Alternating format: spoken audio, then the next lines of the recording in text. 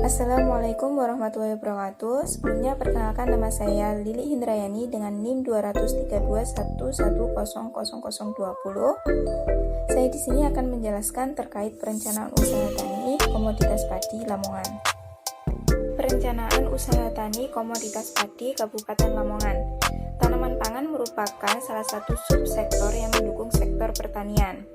Tanaman pangan dibedakan menjadi berbagai komoditi, yaitu padi, jagung, ubi jalar, ubi kayu, kedelai, yang tidak sedikit berkontribusi terhadap perekonomian daerah, bahkan perekonomian negara.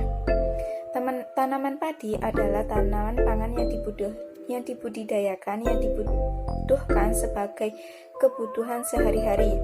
Tanaman padi akan menjadi beras yang menjadi makanan pokok. Beras yang menjadi makanan pokok tersebut akan meningkat seiring permintaan waktu ke waktu. Kabupaten Lamongan adalah salah satu kabupaten yang terletak di Jawa Timur dengan lokasi wilayah 181,280 hektar, di mana lahan didominasi dengan lahan sektor pertanian, yang sebagian besar penduduknya bermata pencaharian sebagai petani, dan salah satu komoditas yang dikembangkan adalah komoditas padi. Pengembangan ekonomi di bidang sektor pertanian akan terus berkembang karena sektor pertanian merupakan penyedia bahan pokok makanan untuk kebutuhan sehari-hari. Kegiatan usaha tani juga akan terus berkembang seiring permintaan bahan pokok yang meningkat. Prospek kegiatan usaha tani tersebut juga dapat bermanfaat menciptakan banyak lapangan kerja, meningkatkan kesejahteraan masyarakat, dan memanfaatkan sumber daya pertanian dengan menggunakan teknologi yang modern dan tepat guna. Perencanaan aspek non-finansial. Komoditas yang direncanakan yaitu komoditas padi dengan masa tanam selama 3 bulan dengan luas lahan seluas 1 hektar. Untuk lahan, yaitu lahan kepemilikan pribadi. Untuk perawatan dan pemeliharaan komoditas padi dilakukan dengan pengairan, pemupukan, penyemprotan pestisida, dan pemanenan. Pemupukan dilakukan sebanyak 2 kali selama 1 kali masa panen. Penyemprotan pestisida dilakukan untuk mengatasi hama. Perencanaan aspek finansial. Dalam perencanaan aspek finansial terdapat biaya-biaya yang digunakan oleh petani padi, yaitu biaya investasi sebesar Rp8.505.000 dan biaya tetap sebesar Rp1.528.498, biaya variabel sebesar Rp19.830.000, biaya total sebesar Rp27.358.498. Kemudian penerimaan yang diterima yaitu sebesar Rp57.600.000 dan keuntungan yang diterima oleh petani padi yaitu sebesar Rp49.291.502. Selanjutnya yaitu kelayakan usaha tani padi, yaitu yang dapat dilihat dari RC rasio, BEP penerimaan, BEP harga, BEP produksi, dan payback period. Untuk RC rasio diperoleh sebesar 2,7, artinya RC rasio usaha tani padi tersebut lebih dari 1, sehingga usaha tani padi tersebut menguntungkan atau layak untuk dijalankan. Kemudian untuk BEP penerimaan diperoleh sebesar 2.315.906,6, yang artinya penerimaan minimum yang harus diterima dalam usaha tani padi agar tidak mengalami kerugian dalam 1 kali musim adalah sebesar 2.315.906,6. Selanjutnya yaitu BEP harga. BEP harga diperoleh sebesar 1.779, yang artinya usaha tani padi mengalami titik impas pada harga 1.799 per kilo. Dan jika harga jual kurang dari nilai tersebut, maka usaha akan mengalami kerugian, dan bila harga jual lebih tinggi dari harga tersebut, maka akan mengalami keuntungan. Selanjutnya yaitu BEP produksi. Hasil BEP produksi diperoleh sebesar 485,6, yang artinya bahwa BEP produksi mengalami titik impas saat produksi sebesar 485,6 kilo.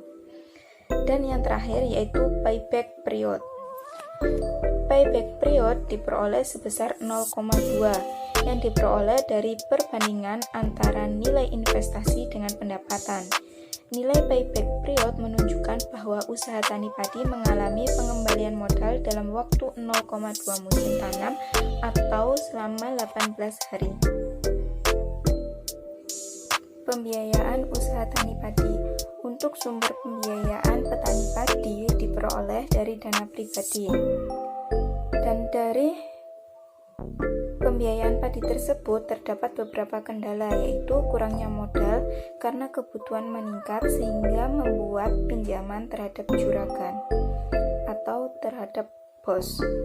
Kemudian strategi yang dapat ditawarkan untuk menghadapi kendala tersebut yaitu 1. Menggunakan kredit usaha rakyat atau KUR karena bunganya tidak terlalu mahal, yaitu sebesar 6%.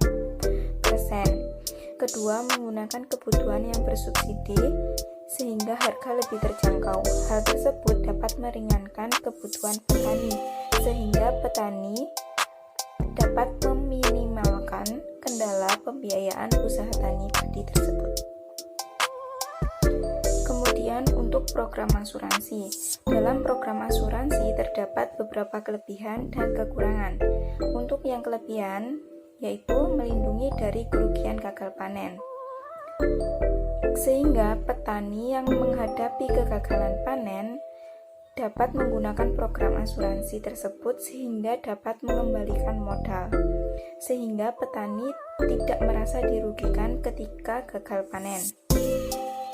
Selanjutnya yaitu sangat banyak digunakan. Saat ini program asuransi pertanian sudah mulai familiar dan banyak digunakan oleh petani. Kemudian untuk premi program asuransi yaitulah sangat murah dan terjangkau bagi petani-petani.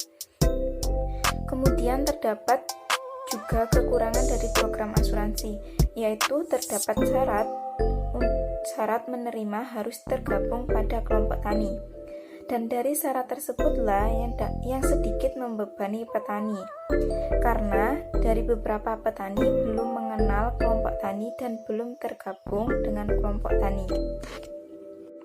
Bentuk kemitraan usaha tani padi. Usaha tani padi milik Bapak Supii adalah usaha tani milik pribadi, sehingga tidak menjalin kemitraan dengan pihak mitra dalam meningkatkan hasil produksi dan penjualan.